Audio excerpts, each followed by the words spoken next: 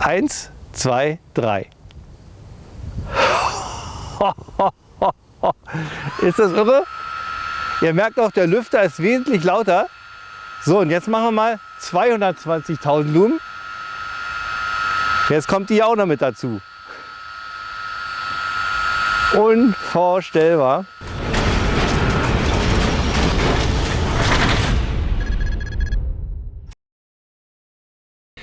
Intro ist durch, da bin ich wieder. Bruce BB2K Airsoft Channel, halt heute wieder Flashlight Channel. Wer hätte das gedacht? Aber ihr seht mein Grinsen bis über beide Ohren, bin ich total am Smilen, denn ich habe wieder was. Ja, das ist wieder so abartig, so sinnlos, so. Aber es ist. Ich bin wieder absolut geflasht, wortwörtlich, denn ich darf euch heute mal wieder eine kleine Taschenlampe vorstellen. Ja? Aber ihr habt gesehen im Intro, ich hatte euch zwei Lampen da ja schnell mal kurz angeleuchtet. Heute geht es primär eigentlich um dieses gute Stück hier, die Imalent SR32, aber auch ein wenig um die Imalent MS18. Fangen wir erstmal mit der Kurs an. Vor 3 Jahren habe ich euch das Review hier zur MS18 ja vorgestellt. Das ist hier der Brummer. 100.000 Lumen habe ich hier in meiner Hand. Das war damals Weltrekord. Unglaublich. Damals habe ich das auf der IWA vor 4 Jahren zum ersten Mal gesehen bei Gatzetech. Der Thorsten hatte mir das Ding gezeigt und ich war hin und weg, ja. Ich musste das Teil haben und Gatzetech hatte mir dann damals das Ding hier geschickt zum Test. Ich musste das eigentlich wieder zurücksenden und ihr seht, ich habe es immer noch da. Das heißt, ich musste es einfach kaufen. Warum ich es gekauft habe, schaut euch einfach mal das Review an. Ich verlinke euch das mal hier oben. Das ist auch eins meiner besten Reviews überhaupt. Das hat über 512.000 Aufrufe, über 1,5 Million Aufrufe. Wahnsinn, das sagt mir, ich bin nicht der einzige Verrückte auf der Welt, der auf sowas abfährt, ja. Und nur so generell, die ganzen, ja, die Beamshots, die Videos, die man zu diesen Lampen sieht, das spiegelt gar nicht das wider, was man erlebt, wenn man das Ganze hier mal live erlebt. Wenn man dieses Ding anschaltet, das ist unglaublich. Und ich hätte niemals gedacht, am besten, ich blende euch das mal schnell ein. Das ist jetzt die letzte Taschenlampe, die ich mache, weil danach gibt es echt nicht mehr. Das ist hier ein Weltrekordhalter. Ja, das ist wirklich nicht mein letztes Video zu dem Thema, denn der Weltrekord wurde gebrochen. Und auch von der Firma Imalent mit der SR32. Das ist hier dieses gute Stück hier. Das macht nämlich ganze 120.000 Lumen. Also sagen wir mal nur 20.000 Lumen mehr. Da denkt man, warum hat Imalent das nicht gleich ein Jahr später raufgehauen? Einfach ein paar LEDs mehr und fertig. Imalent hat sich bei der Entwicklung echt viel Zeit gelassen. Das Ergebnis kann man allein jetzt hier schon sehen. Ich stelle es mal daneben. Die SR32 ist wesentlich kompakter und kleiner als die MS18. Hat aber, ich halte es mal rein, ich hoffe ihr könnt es sehen, statt 18 LEDs hier 32 LEDs. Und das heißt, wir haben hier richtig Bums in der Hand. Und man sieht auch hier, es wurde ein Griff noch integriert, was auch nicht schlecht ist, denn wenn ihr euch erinnern könnt, bei der MS18, das Teil wurde richtig heiß und hier ja, hat man die Hand ein bisschen weiter weg von der Lampe und mit 32 LEDs denke ich mal nicht, dass das kühler wird, eher im Gegenteil, aber dazu kommen wir später. Ja, das nur mal kurz hier so zum Anfang. Ich schiebe mal jetzt die Lampe weg. Ich werde jetzt auch immer mal wieder die MS18 im Vergleich heranziehen in meinem Review, damit ihr auch noch mal so ein bisschen dagegen was halten könnt, euch Vergleiche machen könnt. Erstmal ein großer Dank geht an dieser Stelle raus an die Firma Gatzetech. Ich glaube, das hatte ich jetzt öfters noch mal gesagt, aber ich blende das hier unten noch mal ein. Ich sage es noch mal laut. Thorsten von Gatzetech hat mich angeschrieben und hat mich wirklich überrascht, weil Taschenlampen sind nicht so mein Fokus. Ich treibe mich eher im Airsoft-Bereich rum und er meinte, Imalent hat hier wieder was auf den Tisch gehauen mit 120.000 Lumen. Magst du die mal haben? Und ich, oh yeah, schick mir das Teil her. Und ich wurde echt nicht enttäuscht. Ich habe das Teil jetzt die letzten Wochen echt stark getestet und ich bin mega begeistert.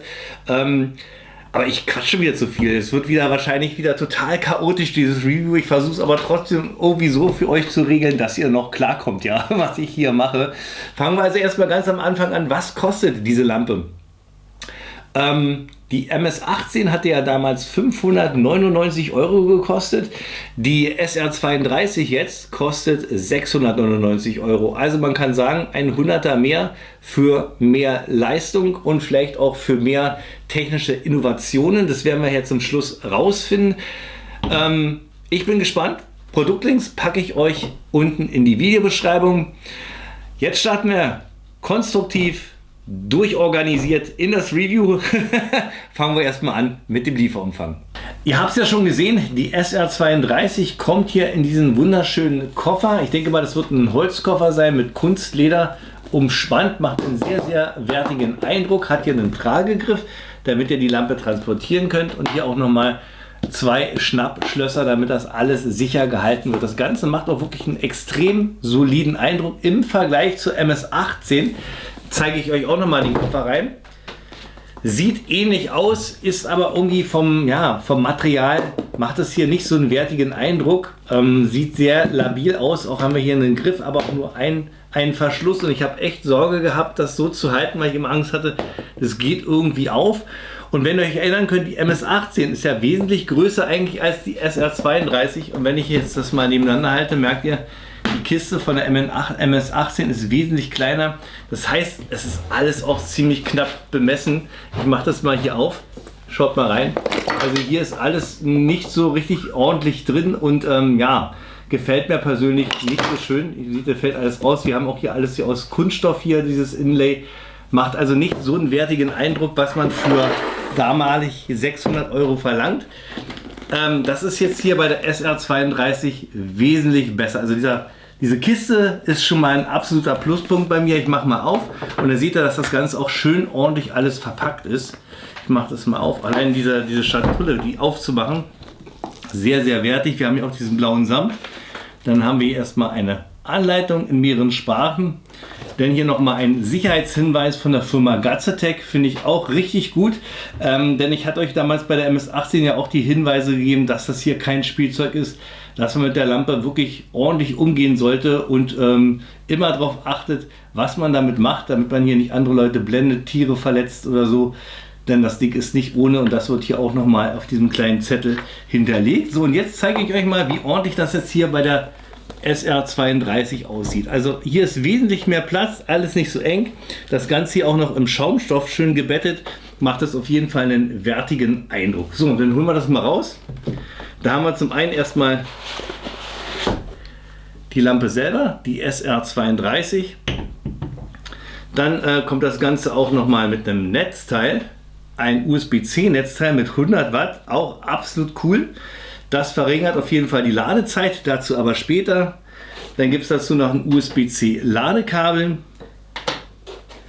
und nochmal ein Tragegurt. Halt, ich habe was vergessen. Und zwar dieses Tütchen hier mit Ersatzteilen drin. Hier sind nochmal Ersatzohrringe mit dabei, Schrauben und auch nochmal Werkzeug, damit ihr euch zum Beispiel hier diesen Tragegriff hier abmontieren könnt, wenn ihr es möchtet. Kommen wir zum Ersteindruck und zur Verarbeitungsqualität von der SR32. Wenn ihr die Lampe zum ersten Mal aus der Kiste holt, verspreche ich euch, fängt schon das erste Grinsen an. Das ist wirklich absolut gewaltig. Alleine hier der Lampenkopf mit den verbauten LEDs, das haut einen schon um und natürlich auch das Gewicht. Das ist schon nicht zu vergleichen mit einer Standard-Taschenlampe.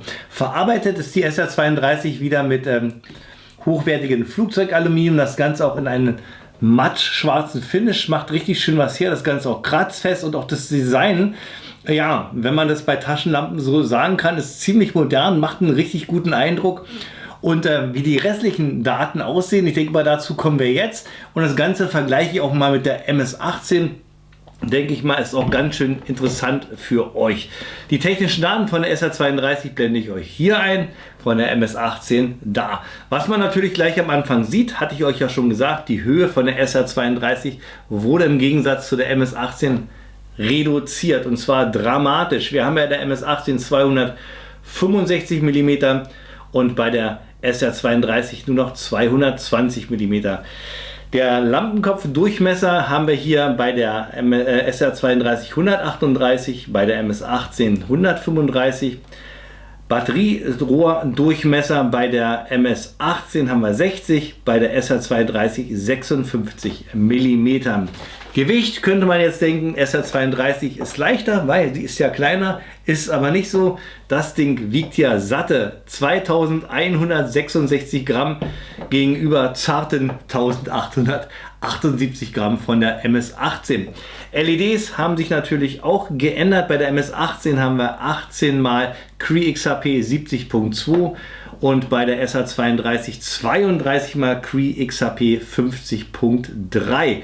Maximaler Output, es sollte mittlerweile bekannt sein, MS18 100.000 Lumen, SR32 120.000 Lumen. Maximale Distanz bei der MS18 1350 Metern und bei der SR32 wurde die 2 Kilometer Marke geknackt mit 2080 Metern. Wahnsinnssache. Ja, kommen wir zur Power. Verbaut bei beiden 8x21.700er Akkus. Betriebsmodis haben wir hier bei der MS18 8, bei der SR32 7. Beide haben als Special hier den Strobe-Modus. Stoßfestigkeit bei der MS18, die könnt ihr noch aus einer Höhe von 1,5 Metern auf den Boden knallen lassen, da passiert nichts. Bei der SR32 wurde das drastisch reduziert, da dürft ihr nicht höher als 0,5 Meter kommen.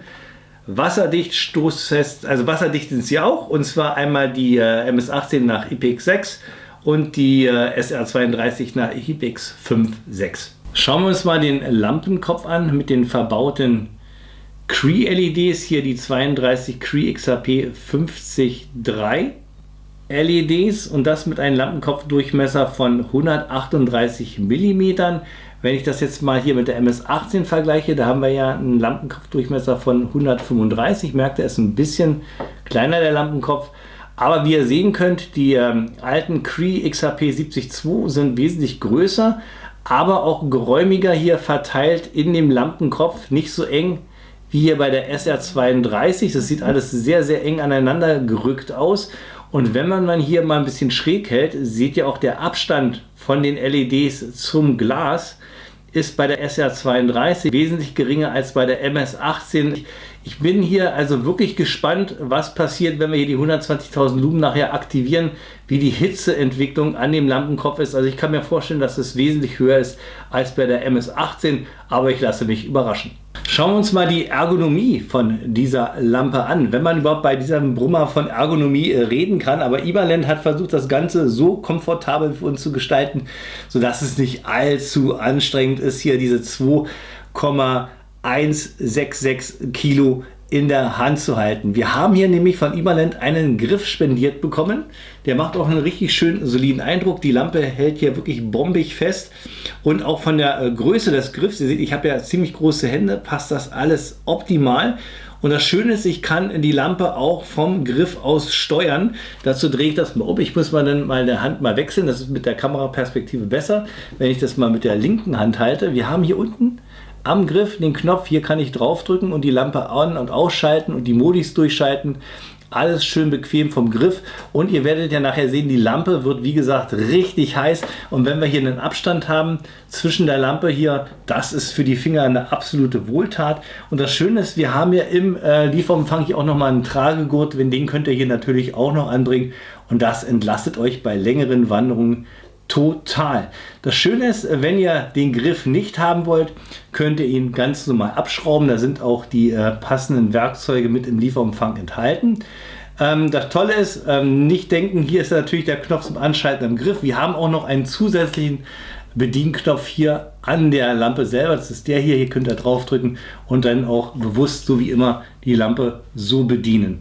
Schauen wir uns mal das Griffstück bzw. den Akku-Pack etwas genauer an. Dazu müsst ihr ihn abschrauben. Ich habe das schon mal vorgeschraubt, sonst dauert das nämlich ewig. Schaut euch mal an, was das für ein Gewinde ist. Das hätte Minuten gedauert, wenn ich das live gezeigt hätte.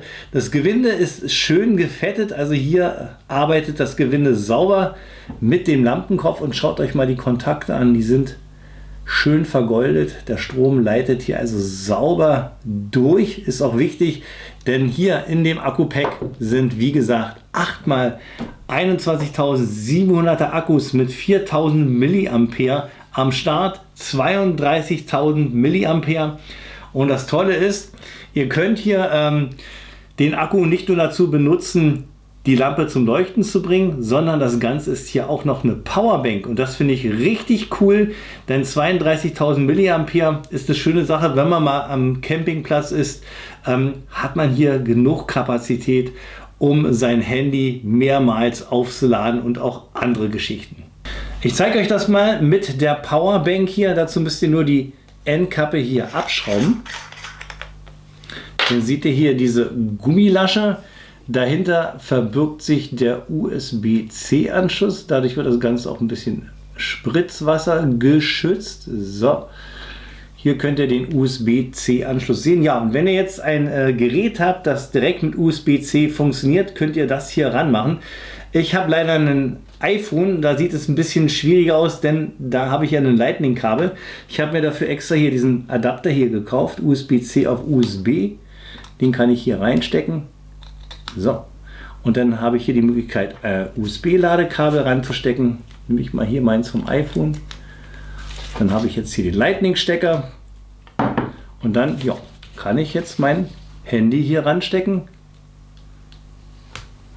Und es fängt an zu laden. Ihr seht auch hier, die LED leuchtet jetzt rot. Also eine richtig schöne Geschichte. Idee wäre jetzt noch an die Firma Imalent. Ich packe das nochmal weg.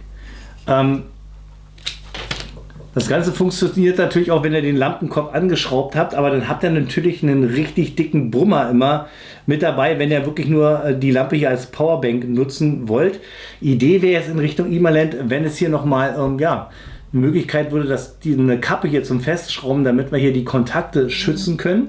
Richtig cool, wenn diese Kappe vielleicht noch so ein kleines Display hätte, wo man sehen kann, wie hier die Akkukapazität wäre. Das wäre doch richtig ultra, ne? Und schön wäre auch noch für die armen Apple-User, wenn hier noch so ein kleiner Adapter mit am Start wäre im Lieferumfang. Dann wäre das wirklich die eierlegende Wollmilchsau. Aber so, schöne Sache, dass man hier diesen fetten Akku nicht nur für die Lampe benutzen kann, sondern auch als Powerbank. Kommen wir zum Thema Aufladen. Hier hat sich im Gegensatz zu MS18 auch einiges getan. Wir müssen mit der SR32 auch 8x21700er Akkus aufladen, aber im Gegensatz zu MS18 haben wir hier kein spezielles Netzteil, sondern das Ganze läuft jetzt mit USB-C in Kombination hier mit dem 100 Watt Netzteil. Das heißt, das Aufladen beschleunigt hier sich dramatisch von 4,5 Stunden von der MS18, wenn der Akku alle ist, auf nur 1,5 Stunden hier bei der SR32. Ja, das machen wir jetzt mal. Also wir laden das Ding jetzt nicht 1,5 Stunden auf, sondern ich simuliere das mal ein wenig. Ihr nehmt auf jeden Fall das 100 Watt Netzteil und achtet darauf, dass ihr den oberen Anschluss nimmt. Nur der USB-C Anschluss hat hier die vollen 100 Watt. Ja, rein in die Steckdose, dann das Ganze hier mit den USB-C Kabel verbinden. Dann schraubt ihr hier die Endkappe ab. Macht hier auch noch mal diesen Gummischutz zur Seite und dann steckt ihr hier einfach das USB-C-Kabel ran und dann seht ihr, leuchtet hier die rote Indikations-LED. Rot heißt, jetzt wird die Lampe geladen und wie runter jetzt hier der Akku ist, kann das bis zu 1,5 Stunden dauern. Wenn das Ganze aufgeladen ist, schwenkt dann die LED auf grün. Kommen wir zur Bedienung und der Lichtmodis von der Imalent SR32. Ich hatte euch ja schon gesagt, die Imalent Lampe hat hier zwei Bedienknöpfe. Einmal hier direkt an der Lampe und einmal auch hier am Griffstück selber. Zusätzlich haben wir hier auch noch mal eine OLED verbaut, die euch die wichtigsten Informationen zum Betrieb der Lampe anzeigen, wie zum Beispiel welchen Lichtmodi wir haben, ob die Lampe überhitzt, wie viel Volt wir noch im Akku-Pack haben, ob der Föhn läuft und ob die Lampe abgeschlossen ist. Ja, arbeiten wir uns mal langsam durch. Zeige ich euch erstmal, wie man die Lampe anschaltet. Dazu müsst ihr hier nur einmal den Knopf drücken. Dann geht die Lampe an. Zusätzlich wird euch hier auch gleich angezeigt, wie viel Lumen wir gerade anleuchten. Wir haben hier 30 Lumen. Wenn ich hier nochmal drauf drücke, geht die Lampe aus. Ich mache sie nochmal an. Um jetzt durch die Lichtmodis zu schalten, müsst ihr im Betrieb an den Knopf gedrückt halten. Dann springt ihr automatisch in die nächste Stufe.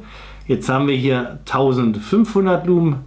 Lasse ich den Knopf wieder gedrückt, springe ich in 4500 Lumen. 9.000 Lumen, 25.000 Lumen. Jetzt geht auch der Lüfter an. So, drücken wir nochmal weiter drauf. Geht das Ganze jetzt auf 50.000 Lumen. Jetzt hört man auch, da haben die Lüfter ein bisschen was zu kämpfen. Jetzt drücke ich wieder drauf. Kommen wir wieder auf 30 Lumen. Wir haben auch eine Memory-Funktion. Das zeige ich euch mal. Ich gehe jetzt mal auf 4.500. Ja. Und wenn ich jetzt ausschalte und wieder anschalte, hat sich die Lampe das Ganze gemerkt. Das ist eigentlich so gesehen eine schöne Sache, aber ich finde, die Memory-Funktion hätte man ein bisschen reduzieren können, weil ich kann bis zu 50.000 jetzt gehen. Jetzt haben wir 25.000, 50. Und wenn ich jetzt ausmache und wieder anmache, habe ich wieder die 50.000 am Start. Wenn man nicht weiß, was man vorher benutzt hat und das Ding, weiß ich nach ein paar Tagen mal wieder rausholt oder nach einer Woche und das Teil anschaltet, kann das wirklich ein Schockeffekt sein. Man kann vielleicht aus Versehen Leute damit blenden oder verletzen sogar. Von daher hätte ich mir gewünscht, Memory-Funktion entweder komplett weg oder halt nur, weiß ich nicht, von 30 Lumen bis 4.500 Lumen, damit das Ganze noch so einigermaßen safe ist. Des Weiteren vermisse ich so ein bisschen die Möglichkeit, dass man auch rückwärts gehen kann, denn wenn ich jetzt anschalte, machen wir nochmal zurück, jetzt bin ich wieder auf 30, 1000, 4500, wenn ich jetzt wieder auf 30 will, habe ich da gar keine Möglichkeit, ich muss wirklich alles durchschalten, bis ich wieder auf 30 komme. Also ich hätte mir wie so eine Art Rückwärtsgang auch noch gewünscht. Ja, machen wir aber weiter mit den Modis. Ihr habt gesehen, ich bin jetzt nur bis 50.000 Lumen gekommen. Wie kommt man jetzt an die 120.000 Lumen? Das funktioniert folgendermaßen. Entweder im Zustand, wie es jetzt ist, die Lampe ist aus, oder auch wenn die Lampe an ist, egal in welchen Modi, mit einem Doppelklick kriegt man die 120.000 Lumen. Das zeige ich mal. 1, 2, 120.000 Lumen, nochmal Doppelklick. Haben wir den Strobo und aus. Das gleiche ist auch, ich mache den mal an, jetzt habe ich die Lampe schon an und kann jetzt im Modus, wenn die Lampe angeschaltet ist, Doppelklick auf 120 gehen, auch wieder den Strobo und aus. Schöne Funktion, was auch die MS-18 hat und das empfehle ich euch generell auch bei dieser Lampe zu machen. Wir können die Lampe auch abschließen. Das ist wirklich eine wichtige Funktion, die lege ich euch an Herzen. Nutzt diese wirklich regelmäßig aus, wie wenn ihr euch im Auto anschnallt, muss das bei euch sitzen. Und zwar, um die Lampe abzuschießen, 4-mal hintereinander klicken. 1, 2, 3, 4. Dann seht ihr hier so ein Schlosssymbol. Jetzt ist die Lampe absolut safe. Wenn ich nämlich jetzt den Anschaltknopf drücke, passiert hier rein gar nichts. Und das ist wirklich wichtig, denn dieser Knopf ist wirklich sehr sensibel. Also man braucht nicht viel Druck, man braucht nur so ein bisschen Gegenkommen. Dann würde die Lampe normalerweise anspringen. Wenn ihr die Lampe jetzt zum Beispiel im Rucksack habt, im Koffer habt und durch Bewegung irgendwas anderes gegen diesen Anschaltknopf kommt, geht die Lampe wirklich ratzfatz schnell an, wird innerhalb von Sekunden kochend heiß, die ist jetzt schon heiß, obwohl ich euch mal nur ganz kurz mal die Lichtmodus gezeigt habe und das kann wirklich brandgefährlich werden. Ja, zum Öffnen von dem Schloss wieder 4-mal drücken, 1, 2, 3, 4. Seht ihr, geht das Schloss auf. Und dann könnt ihr die Lampe wieder ohne Probleme nutzen. Geht sie wieder an. Zusätzliches Feature ist auch, ich habe ja gesagt, die Lampe wird ziemlich heiß und der Lüfter geht so ab 25.000 Lumen an. Ihr könnt den Lüfter auch separat schalten, um die Lampe zusätzlich zu lüften. Dazu lässt ihr einfach, wenn die Lampe aus ist, den Knopf gedrückt. Seht ihr, es leuchtet auch der Modus Fan. Und jetzt beginnt hier die Lampe zu kühlen.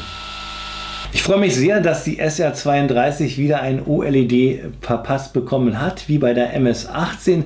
Jedoch finde ich, hätte man das wieder genauso machen können, wie bei der MS-18 selber auch.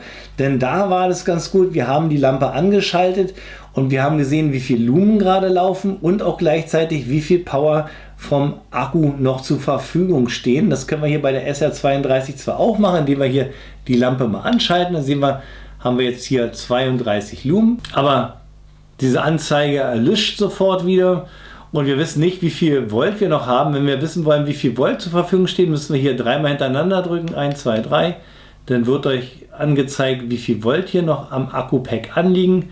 Dann geht das Ganze wieder aus. Ich zeige euch das nochmal, wie das bei der MS-18 war. Hier ist die MS-18, ich schalte die mal an und dann sehen wir auch, ja, ich hoffe, ihr seht, wir haben jetzt 700 Lumen und jetzt wechselt das gleich und ihr seht auch, wie viel Volt jetzt noch anliegen und das Ganze springt jetzt ein paar Mal hintereinander, bevor die OLED sich wieder abschaltet. Und das finde ich ist eine richtig geniale Funktion.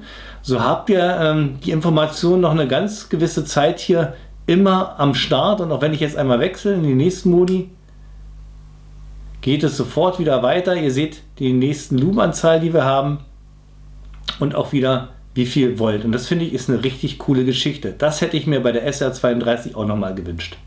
Imalent hat die Kühlung der SR32 nochmal richtig optimiert. Wie ihr sehen könnt, haben wir hier einmal einen verbauten Lüfter, hier einen verbauten Lüfter und hier nochmal einen verbauten Lüfter. Im Gegensatz zu MS-18 sind alle 3 Lüfter dafür konzipiert, die Luft einzusaugen in die Lampe und hier seitlich über die Kühlkörper hier wieder rauszupusten, sodass die Lampe schön gekühlt wird. Ich zeige euch das nochmal bei der MS-18.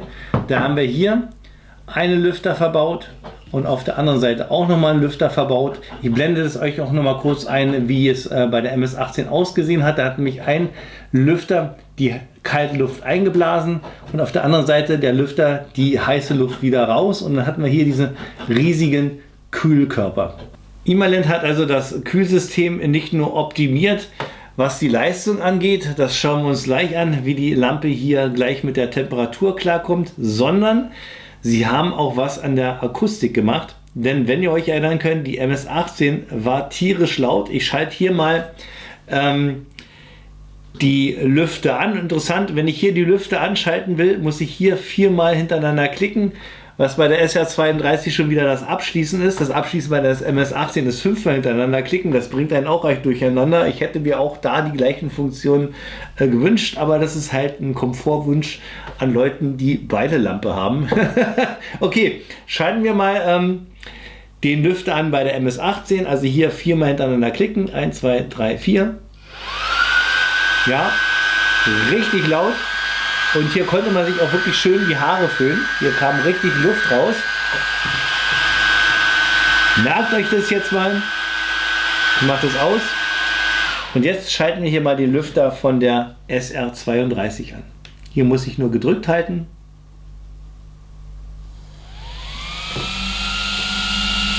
Ruhig, oder? Absolut ruhig. Ich nehme das mal auch noch mal von der Tischplatte runter, damit wir noch nicht mal diese Vibration haben. Das ist absolut leise, ja. Und hier funktioniert das auch wunderbar. Hier tritt auch richtig schön die Luft aus dem Kühlkörper wieder heraus. Und ich schalte jetzt noch mal zum Vergleich den Lüfter von der MS-18 an. 1, 2, 3, 4.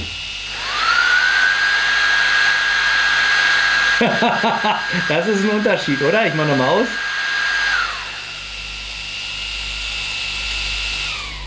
Also das ist richtig gut gemacht von Imalent.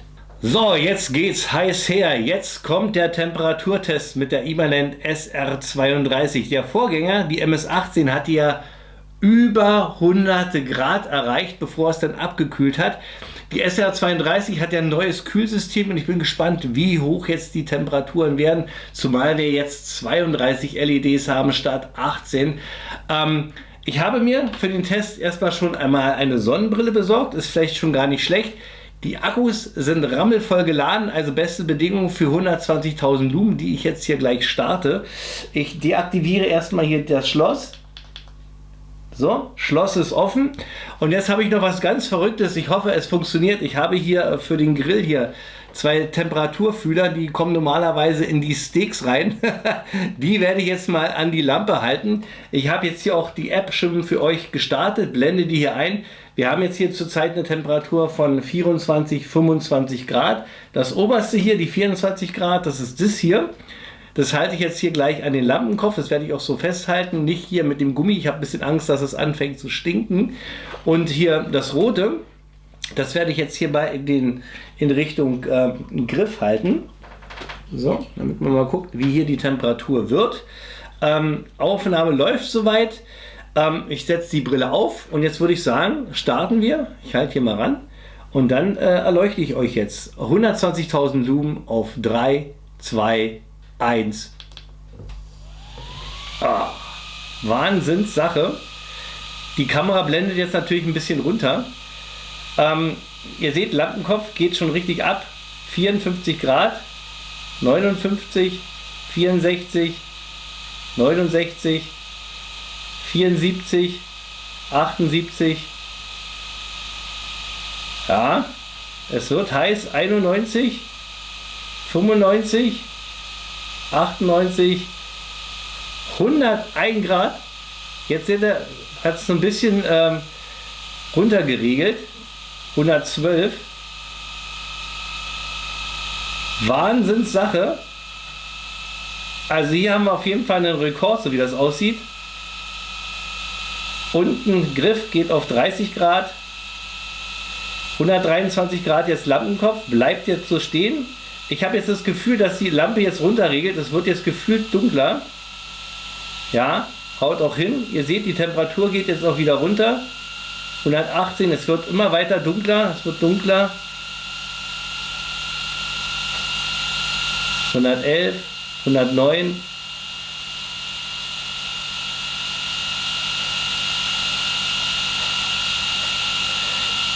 Griff wird jetzt hier schon ein bisschen wärmer. Ja, 40 Grad haben wir jetzt hier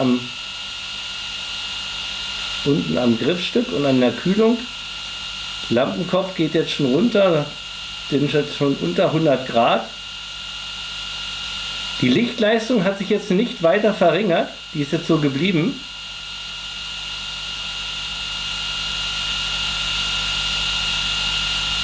Ja, warten wir mal noch ein bisschen ab, wie weit das jetzt hier noch runter geht. Wenn es zu lange dauert, mache ich hier eine Zeitraffer.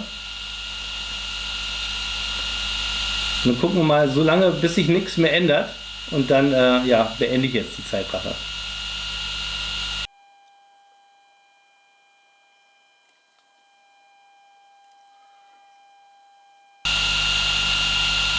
Na, ich denke mal, jetzt haben wir es soweit erreicht. Wir haben ungefähr eine Endtemperatur von 65 Grad am Lampenkopf und am Griff von 41 Grad. Ich gehe mal hier noch mal ein bisschen runter, mal gucken, wie es direkt hier am Griffstück ist. Ja. Also es ändert sich jetzt nichts mehr. Ich schalte jetzt mal die Lampe aus.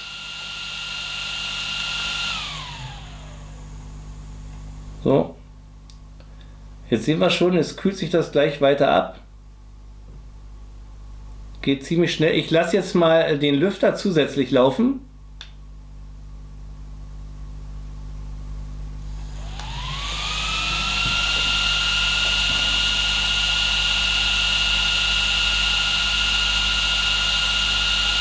Ja, Temperatur baut sich jetzt natürlich noch schneller ab.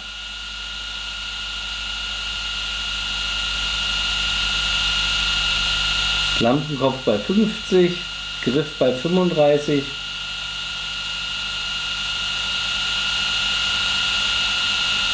Ich denke mal, ich mache jetzt hier auch ein bisschen Zeitraffer. Mal sehen, wie runter wir kommen.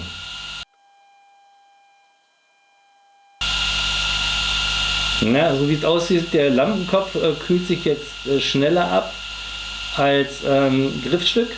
Ich warte jetzt einfach mal ab, bis der Lampenkopf die gleiche Temperatur hat wie das Griffstück bei 33 Grad und dann brechen wir den Versuch hier ab. Jedenfalls unglaublich, über 120 Grad haben wir hier erreicht und dann fängt erst die Lampe abzuregeln. Es wird leicht dunkler. Wie viel Lumen wir jetzt haben, weiß ich nicht, aber was ich festgestellt habe, es regelt glaube ich nur ein oder glaube ich zweimal runter, laut meinem Gefühl mit meinen Augen, und dann hält sich diese Lichtstärke wirklich bis zum Schluss. Also absolut fantastisch, super Kühlleistung. Ja, Griffstück ist richtig heiß.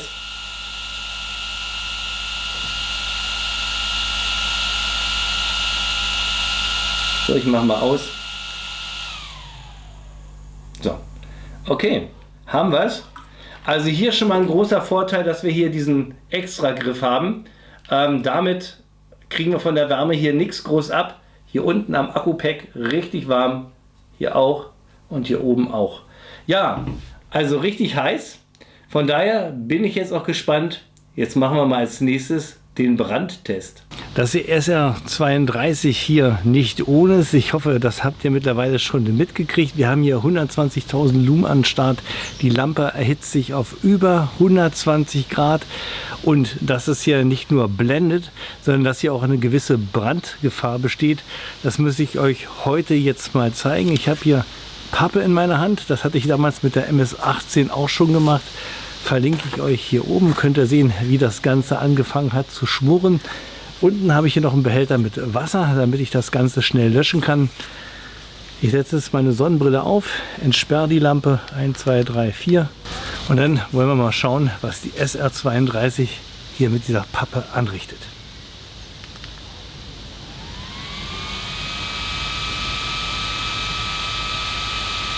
Ihr seht, innerhalb von wenigen Sekunden fängt das Ganze an schon zu kokeln.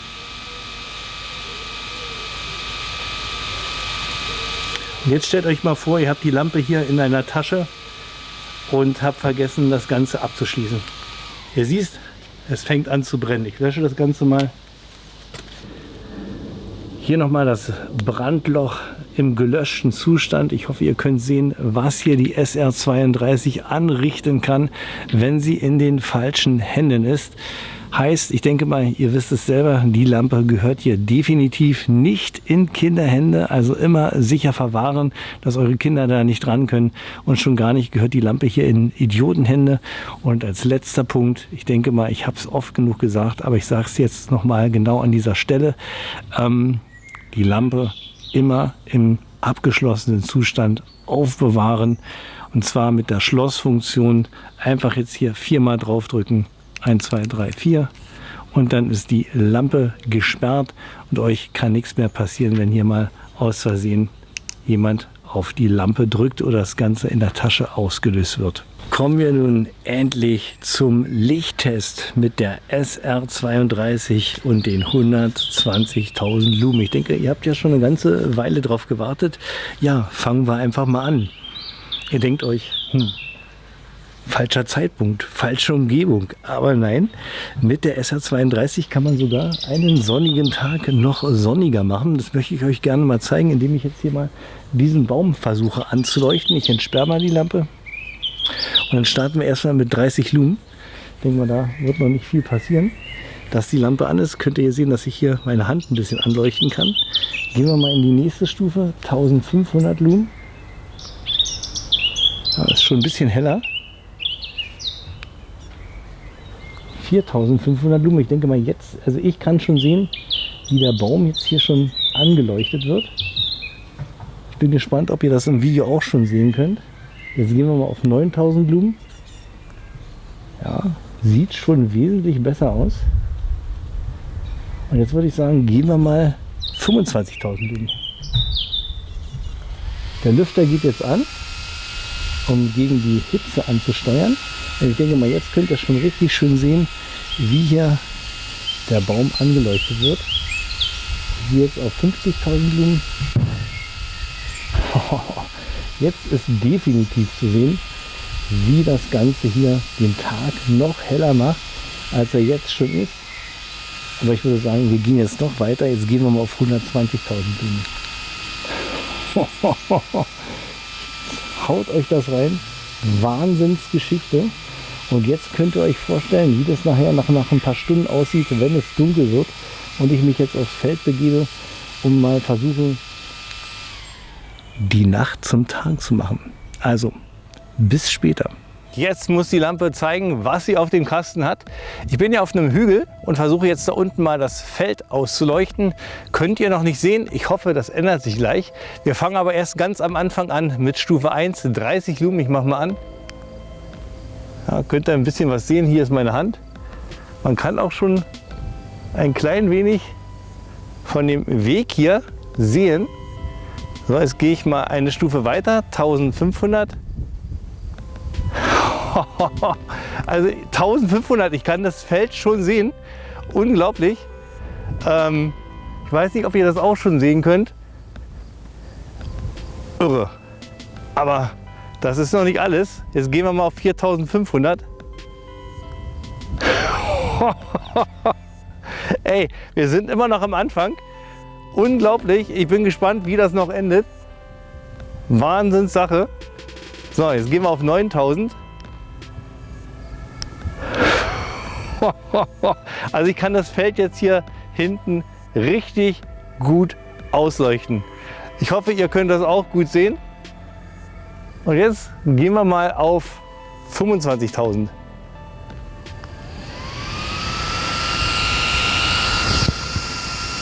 Unglaublich, unglaublich. Jetzt gehen wir auf 50. Wusch. 50 ist schon absolut brachial. Irre.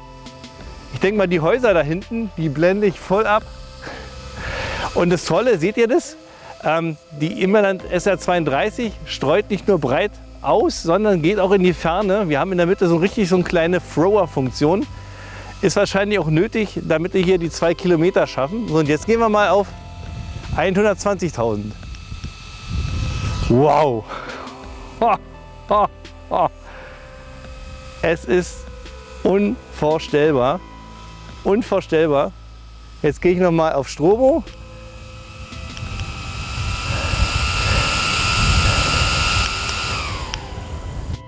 Machen wir mal die MS18 an. Ich gehe hier gleich auf 100.000 Lumen und dann habt ihr schon mal einen Unterschied. 1, 2, 3. Ist das irre? Ihr merkt auch, der Lüfter ist wesentlich lauter.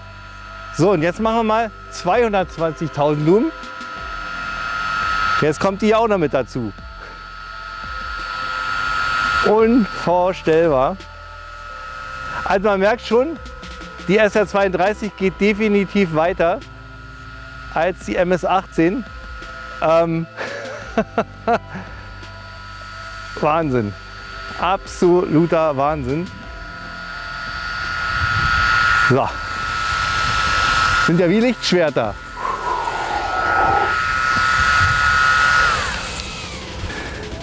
Ich bin jetzt draußen auf einem Feld und versuche jetzt hier den Waldrand anzuleuchten. Ich starte zunächst erstmal mit 30 Lumen. Da kann man schon gut jetzt hier das Feld erkennen. Ich hoffe, ihr könnt es auch schon sehen. Ich gehe mal weiter nach hinten.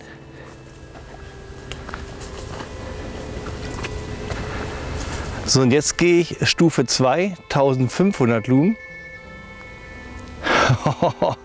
1500 Lumen. Ich kann jetzt schon den Waldrand sehen. Absolut fantastisch, unglaublich. Hätte ich nie gedacht, dass das jetzt schon bei 1500 passiert. Jetzt gehe ich eine Stufe weiter. 4500. Ich bin absolut geplättet. Also hier merkt man wirklich, dass die SR32 auch eine absolute Thrower-Funktion hat. Jetzt gehen wir auf 9000. Wahnsinn! Also das Licht fächert schön weit aus und hat aber in der Mitte zentriert hier diesen Thrower. Jetzt gehen wir mal auf 25. Jetzt geht auch der Lüfter an. Und ich denke mal, jetzt könnt ihr alles richtig, richtig gut sehen. Wahnsinnsgeschichte. Jetzt gehen wir mal auf 50. Wow, also 50 ist brutal. Also hier gibt es echt nichts zu sagen. Aber jetzt kommt das, worauf ich warte. Doppelklick auf 120.000. Wosch! Zieht euch das rein, ich gehe mal ein Stückchen weiter. 120.000 Lumen. Es ist einfach nicht wahr. Unglaublich. So, jetzt mache ich noch mal aus. Und jetzt hole ich zum Vergleich mal die Immerland MS18. 1, 2, 3, 4, 5. Und jetzt gehen wir mit der gleich mal auf 100.000 Lumen.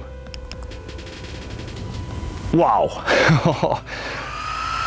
Der Lüfter ist lauter und ihr seht jetzt wahrscheinlich schon den Unterschied. Die MS-18 geht nicht so in die Ferne, hat aber so ein homogenes, breites Licht. Ich mache noch mal aus und mache jetzt noch mal zum Vergleich die SR32 an. Ja, könnt ihr es sehen? Und jetzt würde ich sagen, schalte ich mal beide an.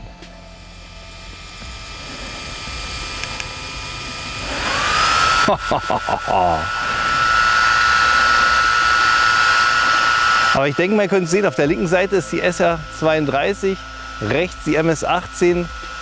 Ihr könnt sehen, dass ich hier den Wald noch besser ausleuchten kann. Die SR32 ist absolut brutal. So, und jetzt schauen wir uns mal was anderes an. Nächster Test mit der Imalent SR32 ist jetzt ein Waldweg. Ich starte wieder mit 30 Lumen. Wir können sehen, den Weg kann ich so einigermaßen gut ausleuchten. Reicht auch wirklich für den täglichen Bedarf und wie gesagt 15 Stunden könnt ihr die betreiben. Jetzt gehe ich mal auf 1500. Wahnsinn, oder? Es ist unglaublich. Ihr könnt jetzt schon sehen, dass bei 1500 die Lampe auch schön in die Ferne geht.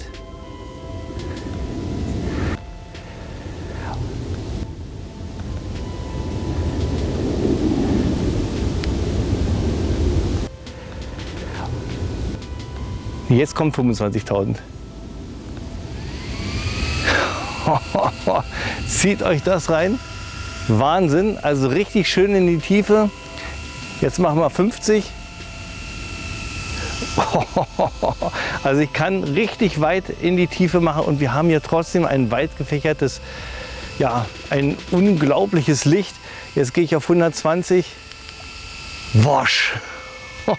Ich glaube, ich brauche nichts mehr zu sagen. Es ist unglaublich. Also hier mache ich wirklich die Nacht zum Tage. Ich leuchte noch mal in die Ferne. So, und jetzt nehme ich mal, mache ich aus und jetzt nehme ich mal die MS-18. Habt ihr auch noch mal einen Vergleich? 100.000 Lumen. Ich schalte noch mal die SR32 an. Und ihr seht, ich komme wesentlich weiter.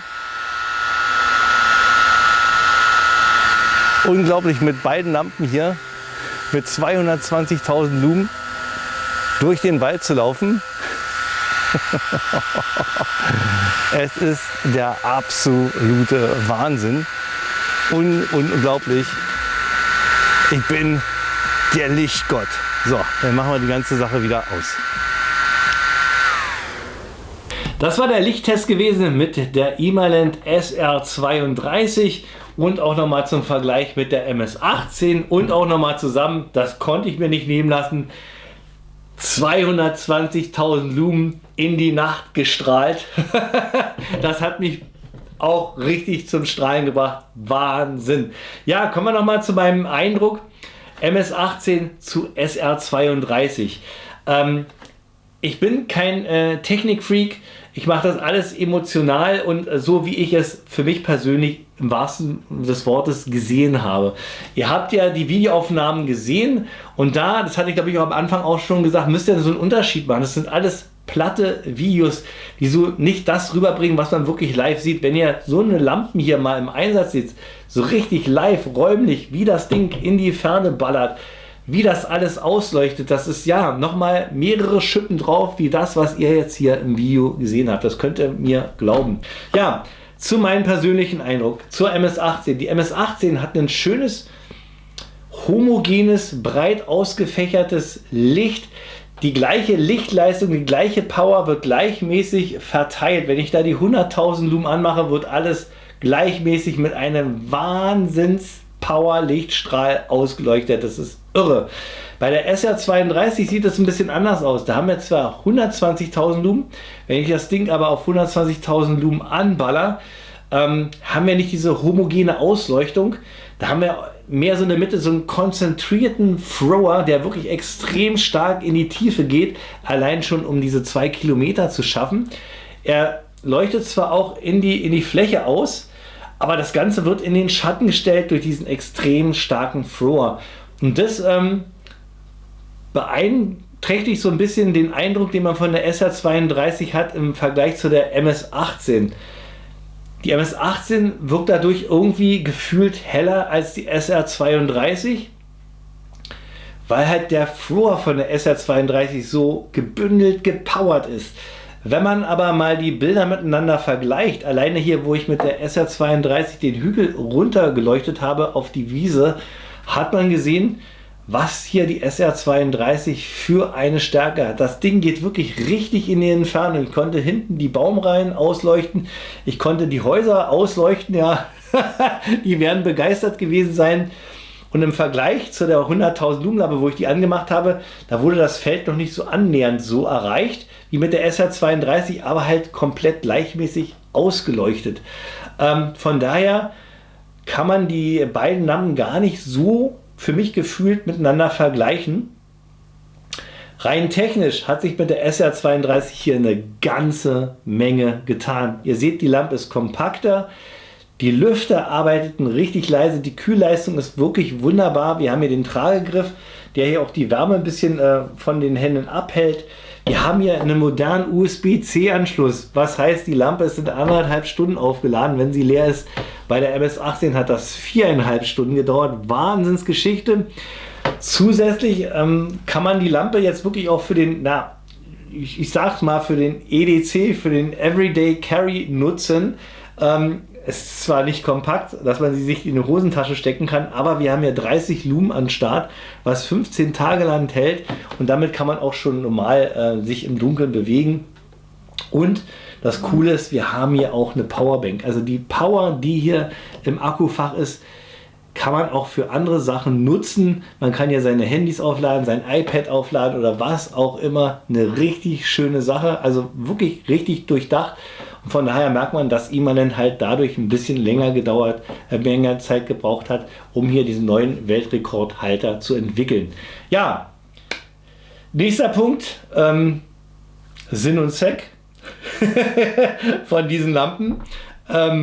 Ja, allein wenn ich schon lächle, ja, das ist der erste Grund. Ja, man bringt sich selber mit zum Lächeln. Also wenn man das Geld ausgegeben hat und denkt, so viel Geld, und dann holt man die raus, dann wird das schon so ein bisschen gelindert, dieser Schmerz in der Brieftasche. Aber wenn ihr dann die Lampe anschaltet und seht, was die drauf hat, ja, dann ist das dieses negative Gefühl sofort weg. Das verspreche ich euch. Ja, jetzt aber mal ernsthaft. Für was kann man diese Lampe benutzen? Also lassen wir bei der SR32 mal die Geschichte weg, dass man jetzt die Powerbank hat und dass es mehr für EDC hat. Mir geht es jetzt nur mehr um die Leistung von diesen beiden Lampen. Also ihr könnt es für Objektschutz zum Beispiel nutzen. Wenn ihr auf der Suche nach irgendwelchen Übeltätern seid oder ihr hört ein Geräusch, einmal drauf gedrückt, 120.000 Lumen und ihr seht alles, was in der Ferne so passiert. Nächster Punkt, Kaufempfehlung. Die SR32 kostet 699 €, die MS18 599 €. Ihr könnt einen 100er sparen und zur MS18 gehen. Habt dann aber, würde ich sagen, ein bisschen Abstriche, was die Geschichte angeht. Akku aufladen, ihr habt keine Powerbank, die Lüfter sind laut. Das Ganze ist ein bisschen größer, aber dafür leichter. Im Gegensatz zur SR32, da sind leise Lüfter dabei, USB-C schnell aufgeladen, ihr habt eine Powerbank, mehr Leistung, mehr Thrower. Von daher müsst ihr wissen, was ist für euch wichtiger. Wollt ihr mehr ein homogenes Licht haben oder mehr Thrower-Funktion? Ich denke mal, diese 120.000 Lumen und 100.000 Lumen fallen jetzt nicht so ins Gewicht. Meine Tendenz wäre, wenn ich diese Lampe noch nicht hätte, würde ich mir wirklich die SR32 holen. Weil da wirklich jetzt, State of the Art, alles modern jetzt verbaut ist und wirklich auf den neuesten Stand der Technik ist. Wenn ihr 100 € sparen wollt, könnt ihr auch ohne Bauchschmerzen zu der MS-18 gehen, da macht ihr auch auf jeden Fall nichts falsch. Müsst ihr halt nur bedenken, die Abstriche, die diese Lampe macht, im Gegensatz zur SR32. So, das soll es von mir gewesen sein. Produktlinks, wie gesagt, packe ich euch unten in die Videobeschreibung auch zu beiden Lampen. Nochmal einen großen Dank an den Thorsten von der Firma Gatzetech. Der hatte mir ja schon die hier mal besorgt und jetzt die besorgt. Und jetzt muss ich dir schon wieder sagen, ich denke mal, diese Lampe, ja, die werde ich jetzt auch behalten. Ich bin wirklich verrückt. Ich bin, ja, da geht irgendwas nicht so ganz klar in meinen Kopf, aber ich brauche sie beide. Und ich denke mal, ich sage es jetzt nochmal, ich hoffe, das ist jetzt wirklich das abschließende Taschenlampenvideo. Ich denke mal, da wird jetzt wirklich nichts mehr passieren. Ich hoffe, euch hat das Review hier genauso viel Spaß gemacht wie mir. Ich bin, ja, geflasht. Großen Dank nochmal an die Firma Gatzetech. Jetzt seid ihr dran. Schreibt mal unten rege in die Kommentare, was ihr von der neuen SR32 haltet. Da sind bestimmt auch ein paar Technikfreaks mit dabei, die sich eigentlich nur mit Taschenlampen beschäftigen. Ich denke mal, die können auch unten wesentlich besseren Content liefern als ich. Haut euch auch mal eure Kommentare, eure Erfahrungen zu der SR32 da rein, damit vielleicht für den einen oder anderen die Kaufentscheidung gefällt werden kann, ob er überhaupt so eine Monsterlampe braucht oder ob er gar keine Monsterlampe braucht. Aber ehrlich gesagt, man kann so eine Lampe immer gebrauchen, oder? Ja, also nochmal, ich höre jetzt auf. Ich quatsch jetzt nur noch Blödsinn. Also, ich hoffe, euch hat das Video gefallen. Bleiben wir bei meinem Endspruch, den ich immer gerne mache bei dem Video. Wenn euch das Video gefallen hat, dann lasst mal einen Link und ein Abo da. Einfach mal hier draufklicken. Ein weiteres Video von mir seht ihr hier unten. Wird dann wahrscheinlich ein Airsoft-Video sein, weil das eigentlich ja meine Primärgeschichte auf dem Kanal ist. Vielleicht ist es auch was für euch. Schaut euch dann nochmal ein Airsoft-Video an. Würde ich mich auch drüber freuen. Aber wenn ihr ein Abo, ein Like und die Glocke aktiviert, ich denke mal, dann habe ich genauso ein Smile drauf, als wenn ich jetzt diese beiden Lampen hier anmache. Das war's von mir. Bruce BB2K Airsoft Channel. Bleibt mir gesund. Wir sehen uns beim nächsten Review wieder.